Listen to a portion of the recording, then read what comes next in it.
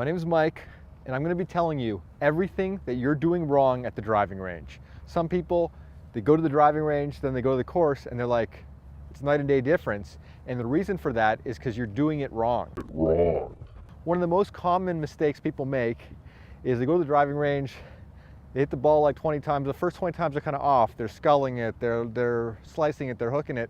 Then they get into a groove, and then they're hitting the last half of the ball. Amazing, amaze balls. But they go to the course, and it's back to that first half. And the reason for that is their swing wasn't great. They were just adjusting and got into a groove for hitting so many balls. When you go to a course, you're not going to have to hit so many balls unless you're going to be shooting like 200. If you're shooting the regular amount of balls, you're not going to be able to get into that groove. So how to get into that groove? We're going to show you. Step one, don't give one club too much love. 7-iron, I think I love you. A lot of people, they go driving range, hit one ball after the other, sort of they get into a Zen mode. They just hit one ball after another. They don't even look where it goes. That's fine if you're at a driving range to relax. You know, okay, yeah, I'm gonna just stand here with my 7-iron. I'm just gonna pound balls. Don't even look where they go. The issue with that is you're not getting game experience. You're training, you want game experience. So what you want to do is make a game out of it. Pretend you are in a tee box. So grab yourself a tee and play a hole. Albeit an imaginary one, play a hole. That's exactly what I'm going to do.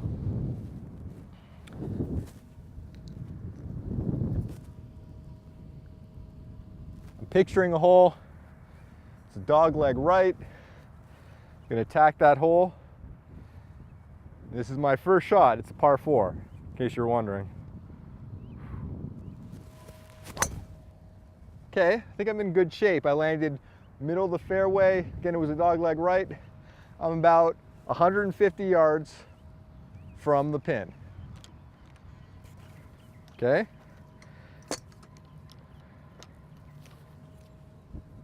So now, take away the tee, and I pretend that flag over yonder, you probably can't see it, but that's my aim point.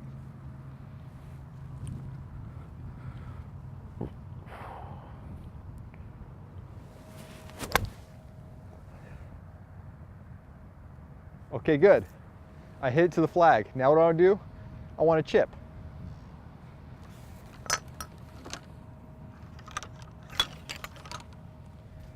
Now, pretending that I'm like near the green isn't that great. I'll pretend I'm about 50 yards out. White pole ahead of me is my aim point. I was doing a little sculling on purpose because I was really close to the hole. Let me do that again. How come I can't get it airborne?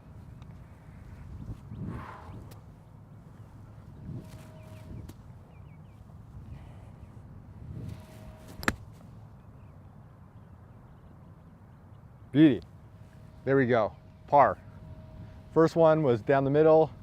Second one, I got close enough. Then I got close to the flag, and we're gonna call that a gimme. Par. See, I don't have to be on a course, and I'm still playing golf. That's golf with a J. Some people, they go to the driving range and they just want to smack at it. They want to be smack daddies. They want to vent. They want to get their rage out. It's like they're bowling. They just want to smack the pins down, and they want to hit the ball as far as possible. So they reach for the big stick. They just get up there. They swing with all the bend, and they don't care about their end result. And they're just going boom, boom. A lot of muscling.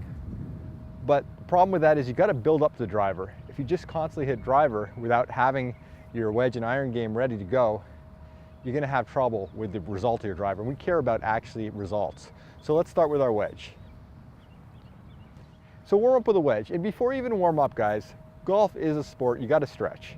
So some stretches I do is the foot over the foot, and I go down. Hear that crack? That was my knee. The other one, want to do it for 30 seconds each. I'm just showing you for expediency, a quick way to do it. If you want, you can like get all the clubs Do some club weightlifting. Put them behind your back.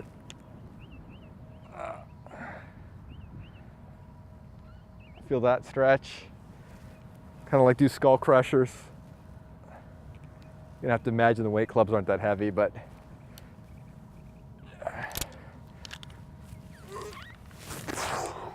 after you've done the weightlifting, you've done the stretching, you want to get your swing to groove. So I use my orange whip for that.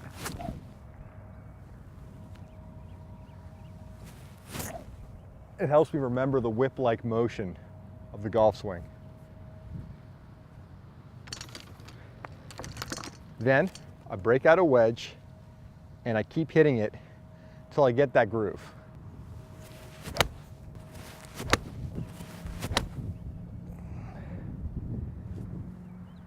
So now let's do proper web shots instead of just slamming the ball.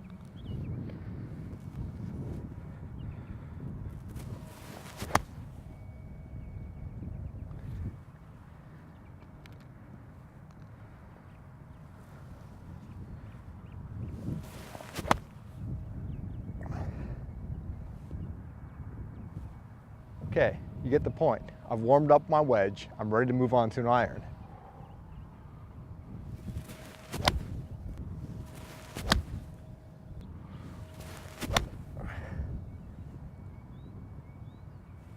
I think I've sufficiently grooved it after half an hour of doing that motion. Okay, next. It's ready to take out a tee and hit the big stick. Tee comes out and I'm ready. You got to work on your routine too, because that's going to ground you when you're playing a course.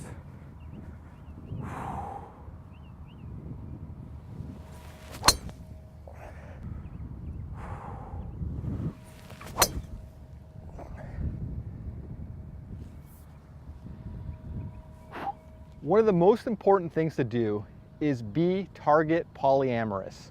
A lot of golfers on the range, they focus in on one flag and they only feel the love for that one flag. The problem with that is if you get monogamous with one flag, that's not going to help you out on a golf course. Basically what you've learned to do is just hit in one direction, one way, and that's it. You get on the golf course, you see the curves, everything is going to be completely different. You're not going to be able to mimic that shot. So for example, grab my trusty 7-iron, and I'll show you. Now, you, who is doing it wrong, is going to look at one of these white stakes, say 150 yards away, and you're going to just hit to that position over and over again. And it's going to be comfortable.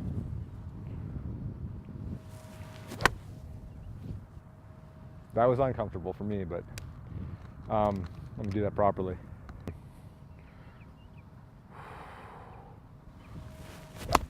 No, that's even worse. All right. You gotta, this leads me to this is good though, because I gotta diagnose what's going wrong, and that's what the range is for. So if you're hitting the ball and all of a sudden you lose your swing, you gotta refine it. What I do when I want to refine my swing, not refine, is typically get close to the ball. That's usually one of my issues. Make sure my posture's right. And then focus on hitting that center and recenter myself.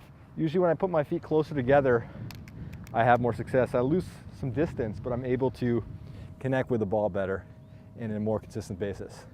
Sometimes at a range too, you'll find that not all the balls are balls. For example, I just found lip balm. That's okay, because sun protection is important, especially at the range, because you're just standing there baking in the hot sun. So you want to have sun protection. One thing you want to do at a driving range, you want to practice things. If you're going to be pulling tricks on the golf course, try them on the range first. So this is the old hit on top of a can trick. Now, you got to have great dexterity. If you smash here, it's going to explode. You want to be able to hit it right there. This takes a lot of hand-eye coordination because you got to be able to swing like this. It's a very impressive move on the golf course. Mo Norman used to do it with a Coke bottle, but I think this is cooler. You think I can get on the first try? Hopefully, because I think that's my only try I got.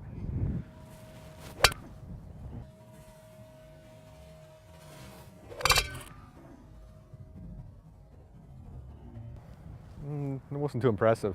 Let's try again. See, it's not gonna shatter. Please tell me you got that.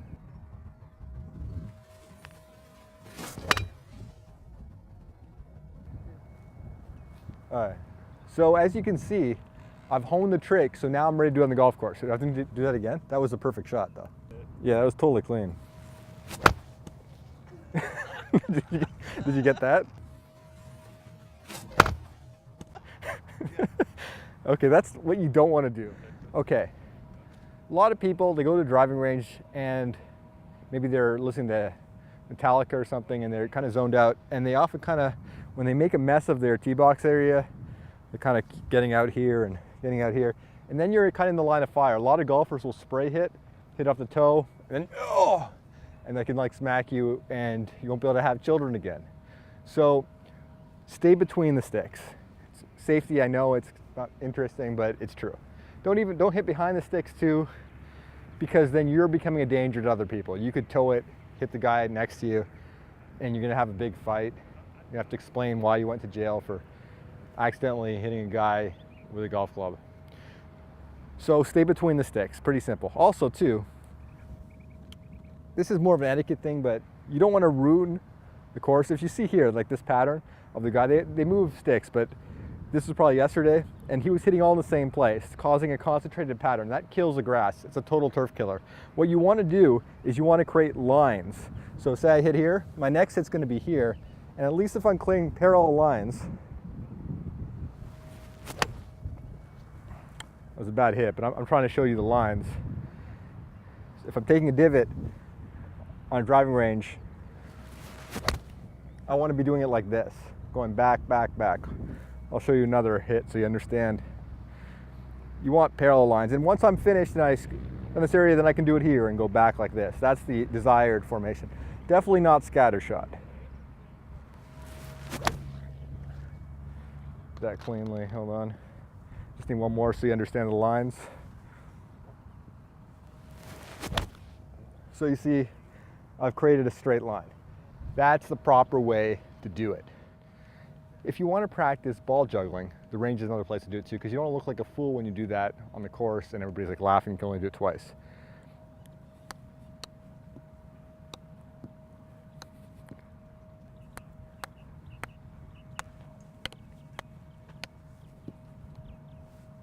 Decent. 7. Yeah. A lot of people struggle with alignment. I don't have an alignment stick in my bag right now, but that's no excuse. You can always, if you want to, just pick up a club you're not using and just kind of put it down, and then you at least have a line to hit off of. You can put another club here if you want, and this could be your hitting surface. And I've created an alignment tool without having a proper alignment stick. A lot of people, they go to a range, a lot of ranges have putting greens nowadays, but a lot of people don't use them. They just prefer to get their jollies out, cranking balls one after the other. Don't neglect your putting, guys. Putting's half the game. You're spending half your time on the greens, so refine it, work on it. Putt all day, putt all night, putt right.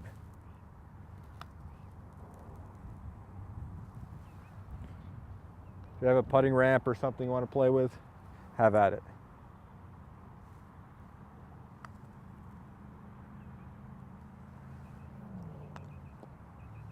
If you spent the same amount of time you do hitting a bucket, puttering around, and even just putting one after the other, you're going to improve your putting. Your aim game is going to be refined.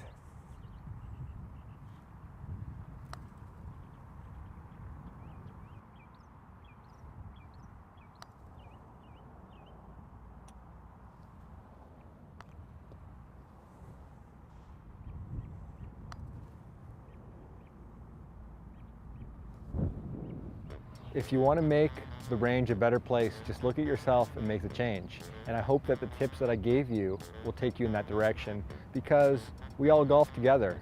Let's do better, shall we?